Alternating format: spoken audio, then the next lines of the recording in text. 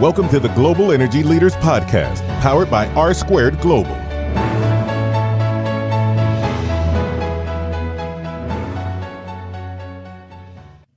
Welcome to another edition of the Global Energy Leaders Podcast. As always, I'm your host, Ryan Ray. So good to have you. And today, we're going to get into the fact, is it possible to have fossil fuel-powered plants that are clean energy? And to help us with that, we're bringing on David Freed, who is another Forbes 30 Under 30 winner. David, how's it going today? Doing great. How about yourself? Good. Okay, so kind of walk us through. We ask all the 30 Under 30 winners that we've had on how they got into energy and kind of what was the journey to getting on the Forbes 30 Under 30 energy list.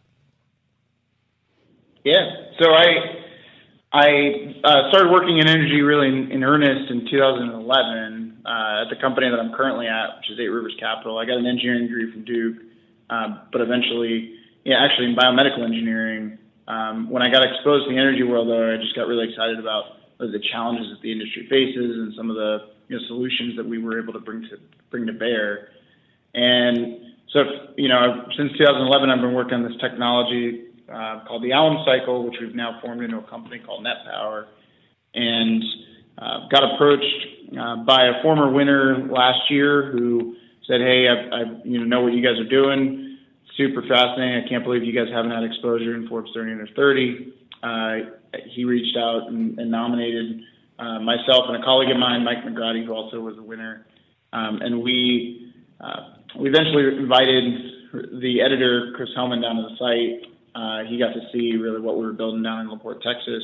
Was really excited about it. Ended up writing an article about us, but then also wrote an article about Rodney Alum, the namesake behind the alum cycle, in a follow-on issue of Forbes, which was really exciting exposure for us. No, I bet. So kind of tell us what you have going on at 8 Rivers and where you're at in the process right now. Yeah, so 8 Rivers is a company, we're a technology development company focused on what we call industrial scale problems. So these are problems that are really, $1 billion or bigger, that have industrial scale application. We're not a company that's really going to invent your next iPhone app and try and scale it. We're going after really kind of hardware, hard and large technologies that impact really large markets. One of the biggest applications and problems that we saw out there, we like to say that we're problem focused. We focus on a problem and then bring technology to bear in order to solve it, rather than a lot of people, come up with something in the lab, come up with technology, and then try and apply that to the market.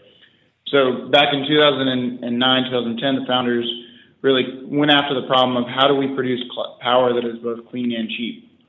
And other technologies, especially fossil technologies, were going about it by trying to add a scrubber or something on the back of the power plant. We call those Band-Aid technologies. They were adding Band-Aids to solve kind of a problem that existed after the generation had already happened. We took a look at it and said, we need to start with a clean sheet of paper, come up with a way that we're able to generate power that that can be economically competitive, but yet doesn't emit any atmospheric emissions, including carbon dioxide. And you need to make the decision an economic decision as opposed to any other decision making that's required. And so we pulled together a consortium between ourselves at 8 Rivers, CB&I, at the time it was Shaw Power, and Exelon, which is a large power company, and Toshiba. And the four of us embarked starting in 2012 to go and build at first a 5 megawatt combustor test rig that we built out in California. From there, we're currently in the middle of building a 50 megawatt demonstration facility down in La Porte, Texas. That's a 1/10 scale of our commercial facility, which will be a 500 megawatt thermal, produce about 300 megawatts worth of electricity, and capture all atmospheric emissions, including carbon dioxide. That carbon dioxide actually has value in the market today. We can sell it. The largest market for us is in enhanced oil recovery. So these are old oil fields that have reached near the end of their useful life. If you inject CO2 in them, you're able to recover, sometimes between 20 and 30% of the original oil in place, and produce, put that oil into the market. There's enough of that market for us to build, close to 400 power plants in the United States. And that's just in the U.S. alone. Internationally, it's much, much bigger than that. There's other industrial byproducts that we create as a result of our process. But those, it makes it so that we're competitive directly with other power generation systems like a combined cycle facility, but yet we capture near 100% of the CO2. Okay, yeah, I was going to ask you about that. How does this happen? You're saying zero emissions, which is obviously encouraging for a lot of our listeners, and you've talked about the Alum cycle. How does that work together, and how does this work just from a 30,000 foot kind of view? Yeah, so traditionally power plants have always thought about how do I boil water, right? If I have extra heat, what do I do with it? Well, I'm going to boil some water. Originally, we did that with coal. We took coal boilers. That was an efficient way of boiling water from coal energy, and that then went across a steam turbine, and that produced power. Right. Then we came up with these nuclear systems that were able to boil water using nuclear energy, and that we again put it across a steam turbine that produced power. We then came up with these things called gas turbines, which are like your jet engines, and the exhaust from a jet engine basically went into what's effectively another boiler. They call it a heat recovery steam generator, or HRSG, and that was used to then boil water and create power. So the common multiple in most power generation systems today, at least from fossil and nuclear, is steam power generation. And if you actually look at it, steam's not the most efficient working fluid that you want to use for a whole variety of reasons, but we're at 30,000 feet right now. If you want to if you then want to capture carbon dioxide, because you're creating steam by combusting in air, you then have your CO2 is mixed in with a bunch of nitrogen. And it's really expensive to separate the nitrogen from the carbon dioxide. These amine systems that do it both are expensive to build, but then also very energy intensive in order to use. What we realized was that, first of all, you got to remove the nitrogen before you combust. And so we do that with what's called oxy-combustion, where we use an air separation unit, and it cools the air down to cryogenic levels, and you're able to separate it like in a distillation column, and the oxygen comes out near pure. You then combust that oxygen with natural gas. When you combust oxygen with natural gas, you get CO2 and water. If I then remove the water by cooling down the system, I can then have nominally pure CO2. So in our system, instead of what steam going across the turbine, what actually goes across the turbine is carbon dioxide. And so then the benefit of that was when you're done, you have a high pressure, high quality stream of CO2, which I can then use in an industrial process. One of the biggest problems with existing power generation systems is when they do capture the CO2, it's at near atmospheric pressure. And so then you have to have this big compressor to compress it from atmospheric pressure to pipeline pressures, which is sometimes 150 to 200 times the pressure of atmosphere. Okay, so let me ask you a question about this process from a different standpoint. If you use your new technology and you're going to build a power plant, does it cost more to build the power plant this way, and then you offset that cost by selling the CO2, or is it cheaper to build the power plant this way and you can sell the CO2? So we believe that it will be eventually cheaper to build this power plant cheaply and sell the CO2, that our economics would not be dependent on CO2 sales. As with any technology, our first plant, there's some learnings that will go into it, and we've already had a lot of those learnings in the demonstration plant that we built. And so our expectation and what we show is that eventually we won't need CO2 in order to be CO2 policy or CO2 sales in order to be economic. That being said, customers are very excited about, for a variety of reasons, being able to sell CO2. One is the economic benefit. Being able to put CO2 into a pipeline is something that we've been doing in this country for 40 years. We take CO2 out of natural sources. We compress it up, put it in old oil fields. And CO2, even in today's oil prices, that is still a very economic solution for production of oil. But also from a regulatory perspective, people look at CO2, and if you can build a power plant that's economic today and it captures CO2, no matter what happens in the future regulatorily, you're really covered. And so being able to be agnostic to regulation in the future is something that is really appealing to people in the industry. Absolutely. Okay, so you touch on a couple things that I want to touch on. Regulations, and then just perspective in general. Anytime we talk about CO2 in energy, obviously some people get very fired up, and it can cause maybe a lack of clarity about what's going on. How has the market in general responded to your ideas? Are they looking at this as a popular idea, or is there still some pushback saying, "Hey, we don't want CO2 anywhere"? What's been kind of the general feel from the market? I think our technology is really able to bridge a lot of the conversation. There's lots of love about our technology. One is, on one side, people care about low cost, they care about reliable power, they care about domestic oil production, they care about, being able to continue to use resources that we have, both domestically and resources that exist really internationally. And, if we look at it, the developing world is going to build coal and natural gas plants for a long time. And they continue to build them at an alarming rate. So that's, on one side of the equation, our technology really hits on all of those. We expect to be very low cost. We expect to be able to use our CO2 to enhance domestic oil production. We expect to be able to use natural gas in a very efficient way, in a very efficient manner. On the other side, there is a concern when it comes to CO2 and its impact. There's a concern when it comes to NOx and its impact on the environment. And so if you can be both clean and generate cheaply, you really are able to bring people together. We've seen that in the market. We have people from the environmentalists all the way to the domestic oil producers who are very excited about what this technology can offer. And we don't, like to get into the debate. We really wanted to make the debate irrelevant and really bring the technology that can solve both people's problems. No, and I love that stance there. If there's a way that's affordable and rational, then let's go ahead and do it. And it's a win for everyone because, like you said, you have a byproduct now that you can sell to the marketplace that's already in demand. On regulation, how is the regulatory bodies looking at this? Are they saying, okay, we're more likely to greenlight a project like this because of what you're doing, or do you still have to kind of go through the same traditional hurdles? So, I can speak to what happened down in Texas. Texas has been very great place for us to build, and they were very quick to in order to, issue us a permit for the operation of the facility. Worked with us very closely to understand the technology, and were very effective for us. We've been in communication with a lot of regulators out there. As with any technology, there's new things that they have to look at, but for the most part, we've been very happy with their responses that they've given us to us to date. And when is the Texas power plant supposed to come online again?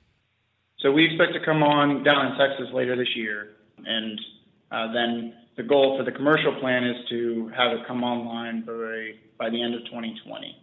Awesome. And are you seeing now with what you guys are doing that there is people maybe inquiring about building a plant like this in their area? Absolutely. Yeah, we've got customers both domestically and internationally that have sites that they either own or are very soon looking to purchase that would be perfect for a net power facility. And we're seeing a lot of interest in this being a very credible alternative to really all other forms of generation out there. And so we absolutely, the demand side is really not our challenge. The challenge is how quickly can we meet that demand with our technology. Okay, and I want to clarify just for the listeners, 8 Rivers and Net Power, kind of break down the differences there just so we can, I want to get into Net Power in just a second, but it's kind of what is the difference between those two entities? Yeah, so 8 Rivers is, we're based in Durham, North Carolina. We invented the technology called the alum cycle. Rodney Alum is one of our partners. We then licensed that technology into Net Power for the use in certain applications. And Net Power is a consortium between ourselves, CB&I, and Exelon in order to build that facility. So 8 Rivers is a substantial owner in Net Power itself, but we've been lucky enough to go and get the strategic buy-in from Exelon and CB&I. Okay, great. Now, Net Power, you mentioned something I wanted to follow up on before that. You said that existing power plants, can you go retrofit a power plant with this technology, or is it only new plants? We're really starting with new builds. Not to say that we wouldn't be able to retrofit in the future, but like we said, we're more of a clean sheet approach. And so other technologies have tried to be, as you say, more of a retrofit or more of a Band-Aid approach. Anytime you do that, you're going to add on cost to the system and decrease efficiency. We think that if you're going to go for a new build, that's the best application for us, but there's always applications in the future where we'd look at retrofitting. Absolutely. Now, you mentioned international. I wanted to touch on that for a second. I've been to Africa. I know there's a lot of power needs in Africa. And a technology like this, one of the things you see in Africa that's going on now is there's kind of a mixed debate on how do they get to an emerging market to a first world type market. And they're saying, okay, do we want to do microgrids? Do we want to go off the grid? Do we want to do traditional type power plants? And so it seems like your technology might come in there and fit some of their concerns, because some of their concerns are we don't want to come in with a traditional coal-based power plant and then pollute the market. We want to be clean, and they're trying to look for solutions like that. So it sounds like what you're saying, that you're kind of offering a solution for our African listeners that might be a fit for where they're at right now, trying to figure out how do they get from an emerging market to a first world market that can supply energy to those nations. I think that's exactly right. I think Africa is a great example of that. I think Southeast Asia, India, and China, they're all looking to have the same standard of living that we do here in the United States. And, a big driver of that is electricity and energy. And, while they want to, at the same time, they also want to maintain a clean approach to the environment, and they want to make sure that they don't have air quality problems, that they're able to burn, things as efficiently as possible. And if they can then capture the carbon without it being an economic hindrance to their growth, they're really excited about that. So I think you're exactly right. Okay, so I'm a little bit ignorant on this point. Carbon sales inside of Africa, is that just like it is in the U.S.? Is it just as profitable, or would you have to sell that to an international market? So really, the U.S. has been the leader in the world in CO2 market build-out, and it's all been done economically. It's, kind of a testament to the industrialization and innovation that exists in our upstream oil and gas here in the U.S. We started doing enhanced oil recovery in the 1970s when old oil fields were running out. And so that CO2, people are doing EOR pilots in other parts of the world. They're doing it for both oil recovery and gas recovery.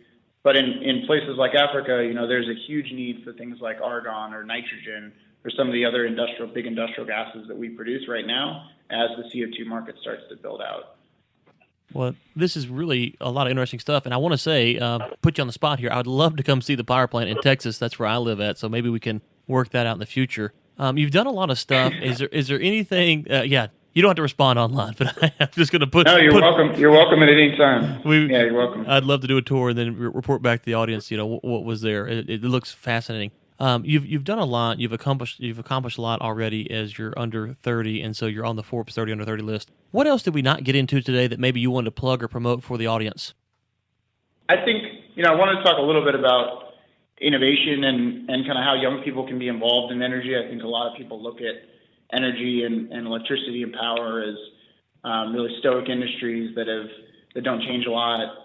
And I would encourage people to really spend some time looking at this industry. It's a really exciting industry. There's a lot of dynamic people, a lot of dynamic things going on.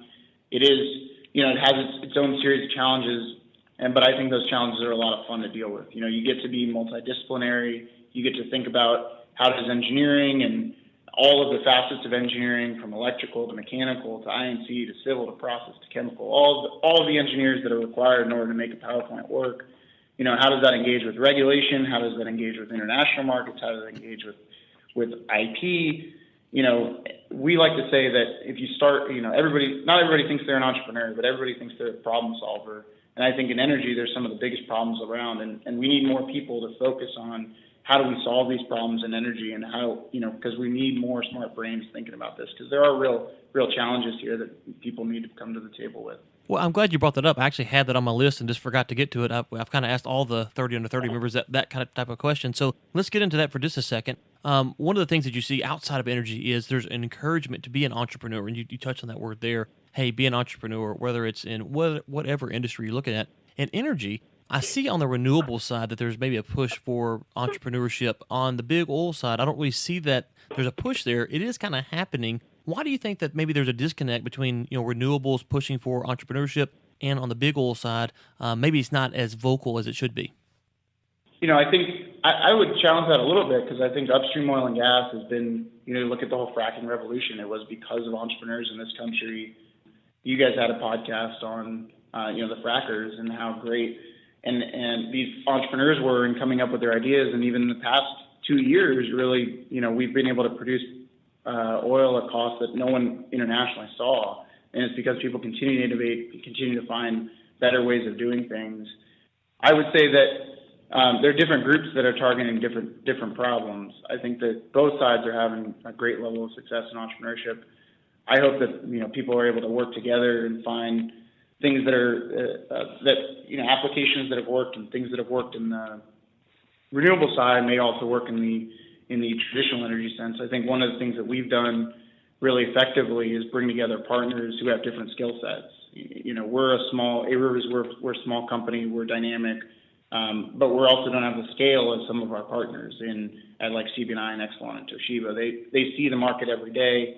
They have to deal with huge projects and really large applications all the time, and that brings a certain level of rigor, a certain level of precision, a certain level of detail that small companies often don't get access to or get to look at. And so I would encourage the groups to really work together, because there are challenges in scaling renewable technologies that oil and gas, that's what they do every day, is scale really large industrial projects. And I think traditional energy can learn a lot from the ability for the renewable side to move very quickly, to continue to innovate at a very dynamic way. I think that, bridging that gap will only make both sides stronger. Yeah, and let me just clarify my comment. My comment is that renewables, it seems that there's a push, a viable push. When I talk to renewable people, that's really what they're pushing for, is a lot of entrepreneurship in the marketplace from big oil. I'm not saying it's not happening. I just don't see that the vocalization of that objective is there. Now, one of the things that I like to delve into when you talk about solving energy problems is there's so many different issues to solve, and how do you tackle those?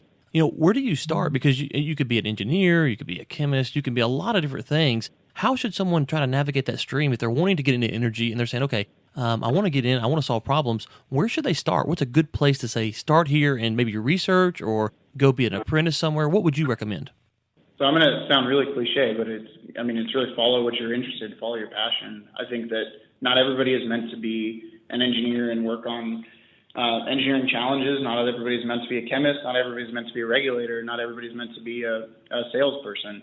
I think that in general, I would encourage people to read some great books out there that you guys mentioned on this podcast that you can go and find out there, and kind of gravitate more towards the technology side and getting involved with some of the engineering work and in project management. That's kind of what I just get excited about. I don't get excited about certain other parts of the industry. I know they're important, but it's really just not what I get excited about. And so I would encourage people to reach out to those that in the industry that they're kind of inspired by. If you see a podcast or a blog post or anything like that, I think a lot of the industry is really open to talk to young people interested in the industry, and there's no reason that you can't reach out and have an initial conversation.